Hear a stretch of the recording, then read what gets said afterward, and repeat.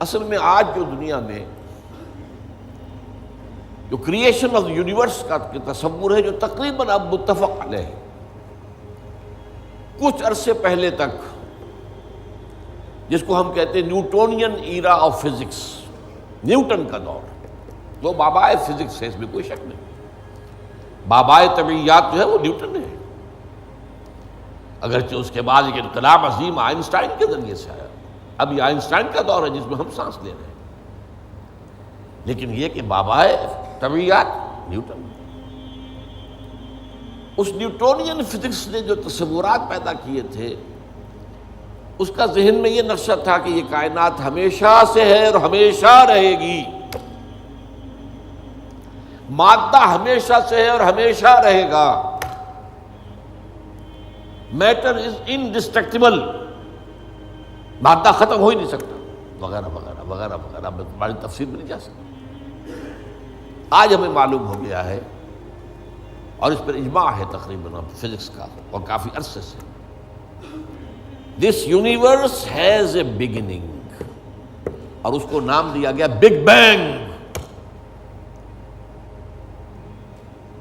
کتنے billions and billions اگو، years ago, ایک بہت بڑا دھماکہ ہوا تھا، بگ بینگ، اور اس سے کائنات کا آغاز ہوا۔ اور نمبر دو، اس کا ایک اینڈ بھی ہے، الی اجل مسمى، جسے قرآن کہتا ہے۔ یہ کائنات ہمیشہ کے لیے نہیں ہے، الی اجل مسمى، ایک خاص مدت معینہ تک یہ رہے گی، اس کے بعد خاتمہ ہو جائے گا اس کا، یہ ہمیشہ کی نہیں۔ تو بگ بینگ سے جو ایک نظریہ شروع ہوا کہ شروع میں کیا تھا،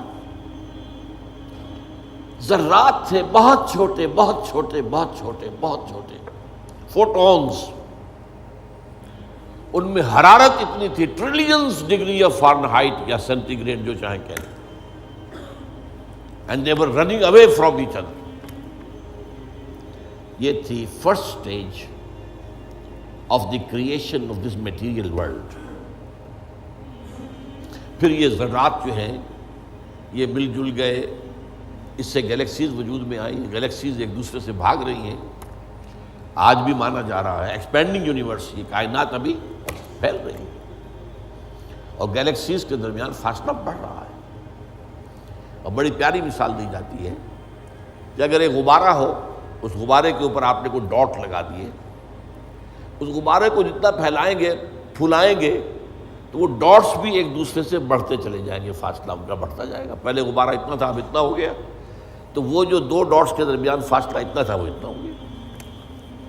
تو theory of the expanding universe, Iqbal نے کہا ہے یہ کائنات ابھی ناتمام ہے شاید، کہ آ رہی ہے دمادم صدائے کن فیکون کن فیکون۔ ابھی تو جیسے کہ قرآن مجید میں آیا بھی ہے، ہم اپنی خلق میں ہم وسعت کر دیتے ہیں جو جتنا چاہتے ہیں، وَنَزِيدُ فِي الْخَلْقِ مَا نَشَاءُ، یہ تخلیق جو ہے بھی جاری ہے۔ بہرحال اس کے بعد وہ دور آیا کہ پھر یہ گیلیکسیز کے اندر یہ کرے بنے اور سٹارز بنے، اور پھر وہ کرے ٹھنڈے ہونے شروع ہوئے۔ انہی میں سے ایک کرہ ہمارا یہ زمین ہے۔ یہ آگ کا کرہ تھا، آگ کا جیسے سورج ہے، لیکن ٹھنڈا ہوا، ٹھنڈے ہونے سے یہ سکڑا، تو اس پر اونچائیاں اور نیچائیاں پیدا ہوئی۔ اس میں سے جو بخارات نکلے انہوں نے جا کے ایٹماسفیئر کی شکل اختیار کی۔ اس ایٹماسفیئر کے اندر پھر گیسز کے باہمی انٹریکشن سے پانی پیدا ہوا، اور ہزارہا برس تک پانی برستا رہا، پانی برستا رہا، پانی برستا رہا، جس سے سمندر وجود میں آیا۔ اور وہ جو زمین ٹھنڈی ہوئی تو اوپر کرسٹ آف دی ارتھ جو آیا ہے، وہ اور پانی، اس کے امتزاج سے اس کرۂ ارضی پر حیات کا آغاز ہوا، اور اس حیات کی لکھوں کا سال کے اندر ارتقائی مراحل سے گزر کر آخری نتیجہ جو ہے وہ آج کے نظریے کے مطابق وہ ہومو سیپینس انسان ہے۔ یہ میں نے آج کا نظریہ تخلیق آپ کے سامنے رکھ دیا۔ اس میں سے پہلے حصوں کے بارے میں تو اب اختلاف نہیں ہے، البتہ یہ کہ یہ ایولیوشن کے بارے میں ظاہر بات ہے کہ اختلافات ابھی ہیں، لیکن یہ کہ یہ نظریہ ہے، اگرچہ بایولوجی کے میدان میں تھیوری آف ایولیوشن جو ہے اسے قبول نہیں کیا گیا، لیکن یہ ہے کہ ویسے اس کو تسلیم کیا جاتا ہے as a matter of fact. انسان کی سوچ میں، سوشل سائنسز میں، ہر چیز کے اندر جو ہے وہ تھیوری آف ایولیوشن گھس چکی ہے۔ اب جو بات اس میں نہیں آئی ہے وہ بات میں آپ کو بتا رہا ہوں۔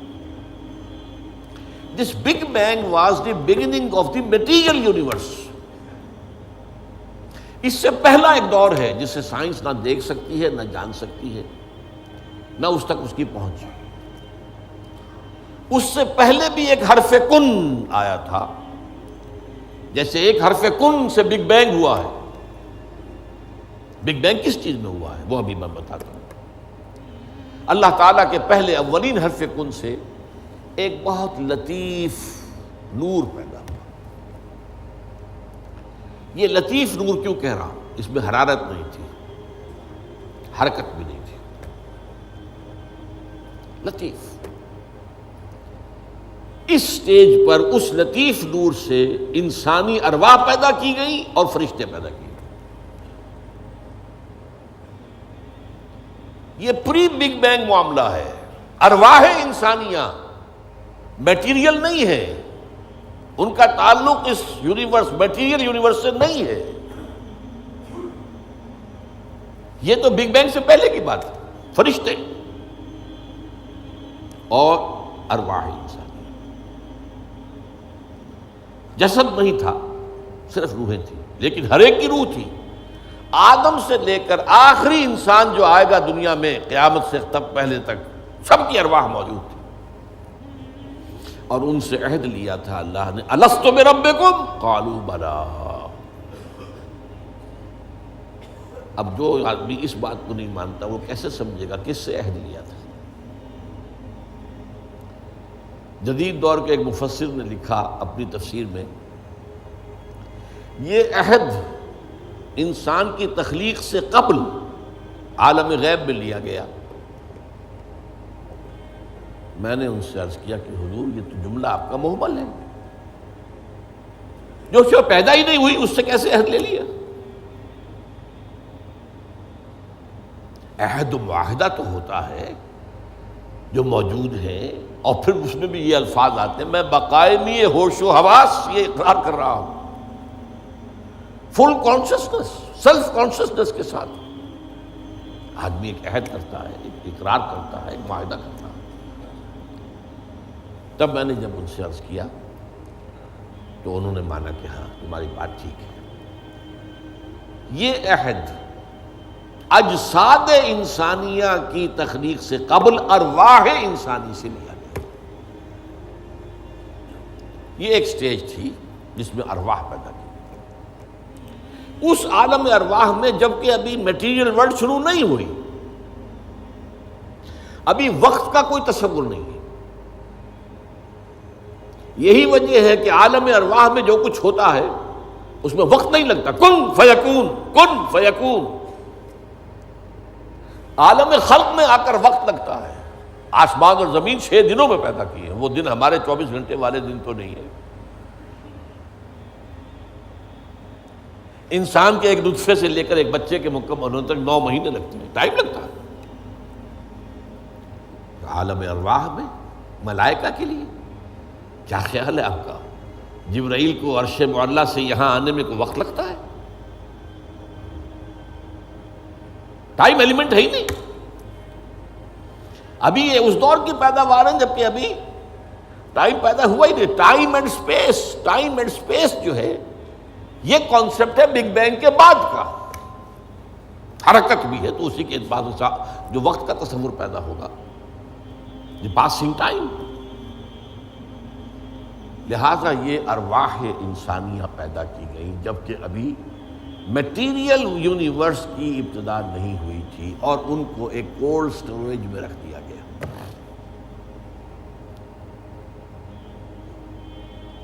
اب اس کے بعد وہ لمبا سفر، یہ جو تنزلات اور ارتقاء، یہ اصل میں 2 اصطلاحات آتی ہیں۔ ہمارے پرانے فلسفیوں نے بھی تو آخر کوشش کی تھی نا، سائنس تو ابھی نہیں تھی، سائنس کا تو ابھی تک جو ہے معلومات کا دائرہ بہت ہی محدود تھا، لیکن یہ ہے کہ تنزلات ستہ، تنزلات خمسہ، الاحد سے الواحد وغیرہ، یہ ذہنی خیالات تھے، یا عقل اول سے فلک اول اور عقل ثانی پیدا ہوئی، عقل ثانی سے فلک دوم اور عقل ثالث پیدا ہوئی، تو 9 افلاک اور عقول عشرہ، یہ ہمارے پرانے فلسفی جو ہے متکلمین، ان کے ہاں آپ کو الفاظ مل جائیں گے جن کی نہ کوئی سند قرآن میں ہے، نہ حدیث میں ہے، کوئی سوال ہی نہیں، نہ سائنس اس کی کوئی تائید کرتی۔ جو بات میں عرض کر رہا ہوں اب اس کے اعتبار سے آپ کو سائنس کے درمیان اور اس پورے تصور کے درمیان معلوم ہوگا کہ ہم آہنگی ہے، مکمل ہم آہنگی، جبکہ ابھی صرف نور، اور نور بھی اس میں نہ حرارت نہ حرکت، ارواح انسانیہ کا اور ملائکہ، پھر وہ بگ بینگ، اور وہ جو عرصہ گزرا ہے جس میں کہ حرارت، شدید ترین حرارت، اس دور میں جنات پیدا کیے گئے۔ اب قرآن مجید کہتا ہے وَلَقَدْ خَلَقْنَا الْإِنسَانَ مِنْ صَلْصَالٍ كَالْفَخَّارِ وَخَلَقْنَا الْجَانَّ مِنْ مَارِجٍ مِنْ نَارٍ، آگ کی لپٹ سے، اور ایک جگہ فرمایا ہم نے آدم سے بہت پہلے جنات کو پیدا کیا تھا، وَالْجَانَّ خَلَقْنَاهُ مِنْ قَبْلُ مِنْ نَارِ السَّمُومِ، سموم کہتے ہیں وہ جو ہوا بعد سموم جس میں جلتی ہوئی آگ ہوتی ہے، لو، سخت صحرا کی لو، اس کا تصور کیجیے آپ، اس کی آگ سے، اس کی حرارت سے جنات پیدا کیے۔ یہ جنات جو ہے اس زمین کی پیداوار نہیں ہے، مٹی کی پیداوار نہیں ہے، یہ ایک لطیف تر شے ہے ہم سے۔ مٹی تو انرٹ ہو گئی، آ گئی، ہم مٹی سے بنے، چاہے وہ ایوولوشن کے لمبے پروسیس کے تھرو بنے ہیں یا یہ کہ ڈائریکٹ کریشن ہوئی ہے، لیکن ہے تو دونوں مٹی سے۔ قرآن بھی کہتا ہے مٹی سے، اور سائنس بھی کہتی ہے مٹی سے، from the clay, crust of the earth, اور قرآن بھی کہتا ہے وَجَعَلْنَا مِنَ الْمَاءِ كُلَّ شَيْءٍ حَيٍّ، ہر شے میں حیات جو ہے، اس حیات کا منبع اور سرچشمہ پانی ہے۔ مادہ تخلیق جو ہے حیوانات ارضی کا، جن میں انسان بھی شامل ہے، وہ تو ہے مٹی، لیکن منبع حیات پانی۔ وَجَعَلْنَا مِنَ الْمَاءِ كُلَّ شَيْءٍ حَيٍّ، اور یہی سائنس کہتی ہے کہ سمندر کے کنارے پر، دلدلی جگہوں پر، وہاں کیا ہوتا تھا کہ ابھی پانی پیچھے ہٹ گیا ہے، پھر پانی آ گیا ہے، پھر پھٹ گیا ہے، یہ تعامل چل رہا ہے، اور اس کے نتیجے میں وہاں جو کیمیکل کمپاؤنڈز تھے، اس کے بعد آرگینک کمپاؤنڈز بنے، اس کے بعد اسی کے اندر جو ہے جو حیات کا جرثومہ پیدا ہوا، ایک سیل امیبا، یہ ان کا کہنا ہے۔ میں اس وقت اس کی نہ تصدیق کر رہا ہوں نہ تردید کر رہا ہوں، جو بتا رہا ہوں آپ کو کہ دونوں کا ایک یہ جو ہے بات متفق علیہ ہے کہ مٹی سے اور پانی سے بنے، اس میں کوئی اختلاف نہیں۔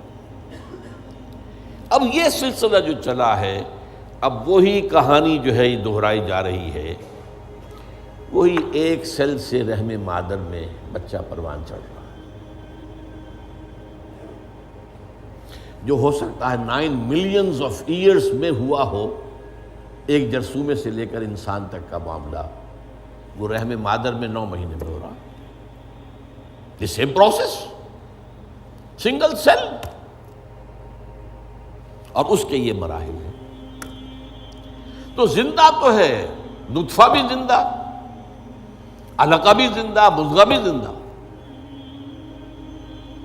ماں کی طرف سے آنے والا بیضہ بھی زندہ، مرد کے نطفے اور ماں کے بیضے سے امتزاج سے وجود میں آنے والا زائگوٹ، نطفۃ امتحان، وہ بھی زندہ۔ لیکن جب 120 دن ہو جاتے ہیں تو اب یرسل الملک، اب وہ فرشتہ بھیجا جاتا ہے، وہ رحم مادر میں، وہ روح، اس کی روح، میری روح جو وہاں تھی، وہ لا کر میری والدہ کے رحم میں وہ جو میرا حیولہ وجود میں آیا تھا اس کے اندر پھونکی گئی ہے، تب میں بنا ہوں، میرا وجود انسان کی شکل اختیار کیا ہے۔ یہ ہے در حقیقت قرآن مجید کا جو حقیقت انسان